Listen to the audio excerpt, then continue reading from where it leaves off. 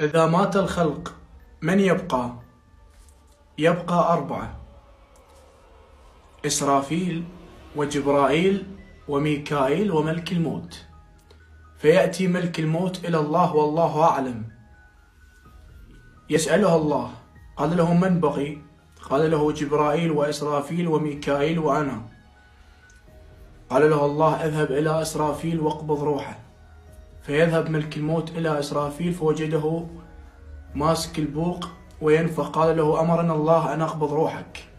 فتقبض روحه فيموت. ثم يرجع ملك الموت إلى الله، قال له الله: من بقي؟ قال له: جبرائيل وميكائيل وأنا. قال له الله: اذهب إلى ميكائيل واقبض روحه. فيذهب ملك الموت فتقبض روح ميكائيل فيموت. ثم يرجع ملك الموت إلى الله، قال له: من بقي؟ جبرائيل وأنا. قال له الله: اذهب إلى جبرائيل واقبض روحه. فتقبض روح جبرائيل فيموت. من بقي من الملائكة؟ بقي ملك الموت فقط. يقول الرسول صلى الله عليه وآله وسلم: يرجع ملك الموت كالطير طالع من الماء وينفض ريشه خايف. فيقول له الله: من بقي؟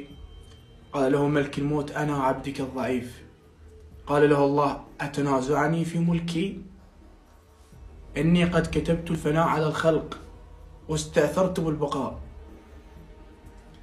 فيأمره الله في الموت فيصرخ ملك الموت فيموت، فلا يبقى إلا الله الواحد الأحد. فينادى الله: أين ملوك الدنيا؟ أين الجبارون؟ أين المتكبرون؟ لمن الملك اليوم؟ فلا يجيبه أحد، فيجيب نفسه بنفسه: الملك لله الواحد القهار.